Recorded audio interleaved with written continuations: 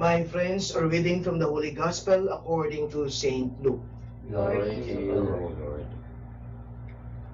And Jesus said, "What is the kingdom of God like? To what can I compare it? It is like a mustard seed that a man took and planted in the garden. When it was fully grown, it became a large bush, and the birds of the sky dwell in its branches." Again he said, "To what shall I compare the kingdom of God? It is like a yeast that a woman took and mixed it in with 3 measures of wheat flour until the whole batch of dough was leavened." My sisters and brothers, the good news of our salvation. Praise you, Lord Jesus Christ. Magandang umaga po sa inyong lahat, mga kapatid. Hindi ko po alam kung meron kayong mga paboritong sulat or mga notes na itinatago ninyo sa inyong mga baol, mga sulat na nanggaling sa inyong mga magulang, mga mahal sa buhay, o siguro sa boyfriend o asawa mo ngayon nung kayo'y nagliligawan pa. Mga sulat na nagbibigay ng saya at kagalakan sa inyong mga puso. Ako po kasi may mga sulat akong itinatabi na matagal na. Sulat ng aking nanay nung ako po ay pumasok sa kapisanan ni Jesus. Sulat ng aking mga kaibigan sa Zamboanga na hanggang ngayon po ay itinatabi ko. Mga sulat na nagbibigay ng saya sa aking puso. Itinatabi ko po ito dahil kapag ako'y nalulungkot, binabalikan ko po ang mga sulat na iyon sapagkat ang sulat na iyon ay nagpapaalala sa akin ng mga magagandang bagay. Nagpapaalala sa akin kung sino ako bilang pare. Ang sulat na iyon ay bumubuhay sa akin kahit na matagal nang naisulat. Kaya mahalaga sa akin ang mga sulat na iyon. Alam niyo mga kapatid, meron po tayong salitang mindfulness.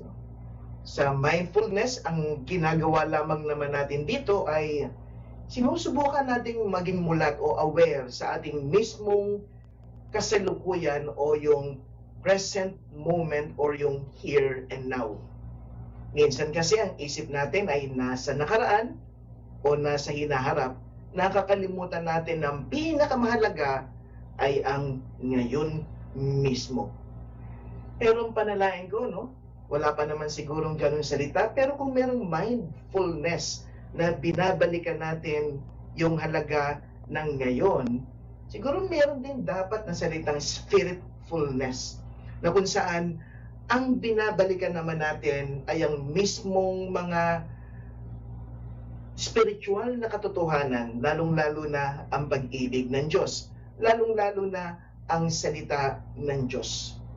Madalas makalimutan natin ang salita ng Diyos na naway maipunla rin po natin sa ating puso sapagkat kung tayo po'y nalulungkot, kung tayo'y naguguluhan, kung tayo'y nawawalan ng direksyon, ang mga love letters ng ating Panginoon, ng ating Diyos na isinulat sa Biblia ay magandang balikan katulad ng ating pagbabalik sa mga sulat ng ating mga mahal sa buhay.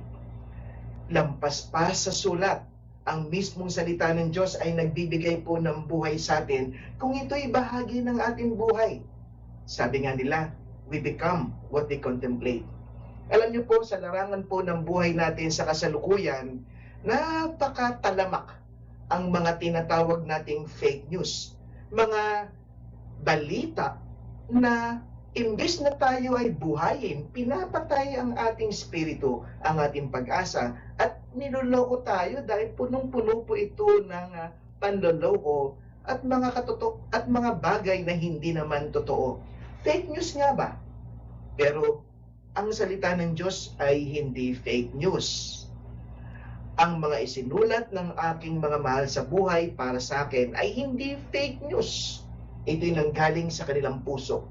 Ang salita ng Diyos na binabasa natin araw-araw, na naway maging bahagi rin natin ng buhay, ay hindi rin ito fake news. Kaya nga sa ating pagbasa mga kapatid, nang ang ating Panginoon ay nagsabi na ano nga ba talaga ang kaharian ng Diyos? Yung mukhang ito yung kaharian ng Diyos. At ikinumpara nga po sa mustard seed o buto ng mustasa o kaya naman sa levadura o yung pampaalsa na tinatawag natin. Mga kapatid, para bagang tinutukoy din ng ating pagbasa ngayon na ang mustard seed at ang levadura na nagpapalsa ay ang mismong salita ng Diyos. Minsan magugulat ka na kapag ang salita ng Diyos pala ay nananahan sa iyong puso at nagiging bahagi ng iyong buhay, at kung ito'y itatanim mo sa iyong puso, ito'y lalaki. Ito'y magiging katulad ng isang mustard seed na napakalaki, napakalawak, na kung saan ang mga ibon daw, ayon sa ating pagbasa, ay maaaring magpahinga. Diba ganyan naman ang salita ng Diyos? Kung naghahanap ka ng lugar na pahingahan, hindi lugar, salita. Kung naghahanap ka ng lugar na pahingahan, hindi lugar, disposisyon.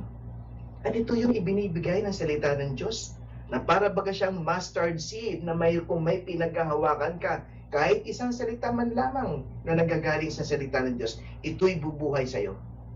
Ikaw kapatid, may favorite verse ka ba sa Bible? Minsan, kahit isang verse lang, dapat may panghawakan ka. Alam niyo mga kapatid, magandang maunawaan, ang bawat isa sa atin ay may mga tinatawag po nating paboritong damdamin, paboritong takot. Ano yung paborito mong takot? Dapat kung may paborito kang takot, meron kang antidote sa paborito mong takot, salita ng Diyos. Ikaw, Father Willie, ano yung paborito mong takot?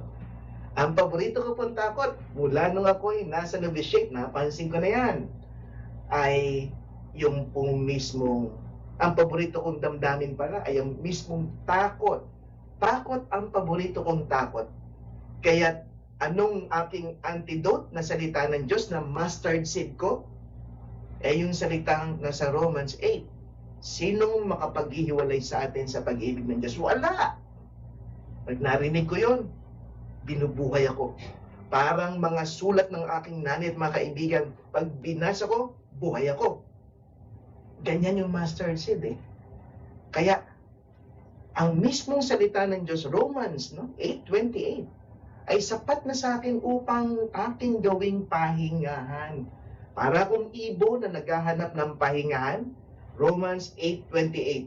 Sinong makapaghihiwalay sa atin sa pag-ibig ng Diyos? Sapat na upang ako'y makatulog sa gabi na kinakailangan kong gawin pagdating ng gabi, sapagkat punong-puno rin po ako ng alalahanin na kinakailangan kong bitawan isa-isang tabi, manahan sa salita ng Diyos upang nang sa ganon pumayapa ang aking isip.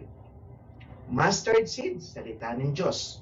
Ito po yung kaharian ng Diyos. Punong-puno ang kaharian ng Diyos sa mismong salita ng Diyos. Sabi ng ating pagbasa, ang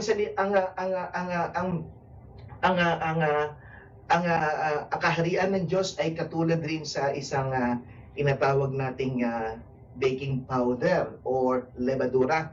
Simpleng tinapay, maliit na tinapay. Kung gusto mong dumami, haluan mo ng baking powder. Poof! Ang laki ng tinapay mo. Bakit? Naglagay ka ng baking powder, binulabog.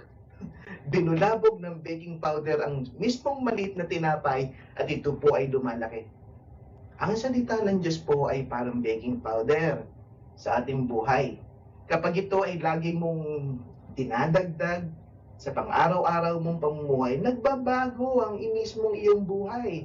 Minsan magugulat ka, ikaw ay lumalago. Ikaw ay nagiging mas mature. Ikaw ay magiging spiritfulness. Hindi lang mindfulness, spiritfulness. At yun po yung hinahanap natin. Kaya nga napakaganda mga kapatid na sinasabi ng ating pagbasa na saan ba natin maitutulad ang kaharian ng Diyos? Sa mismong kanyang salita. Na kapag itinanim katulad ng isang mustasa sa ating puso, ito po'y lumalaki at nagiging tahanan natin sa panahon ng ating kalungkutan at pagsubok sa buhay. Ito'y katulad rin ng baking powder na kapag inilagay natin sa ating puso, dinagdag natin, hinalo, additive.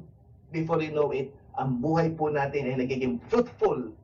Nagkakaroon tayo ng mas malaking buhay, mas magandang buhay sa buhay sa banal na spirito. Ang salita ng Diyos ay hindi fake news. What you think, you become. Kaya dapat po nating maunawaan na higit sa pagiging mindfulness upang tayo ay maging masaya sa buhay, spiritfulness din po ang kailangan natin sa ating paglago at sa ating pananatiling nakikipaglaban at namumunga sa gitna ng pandemya.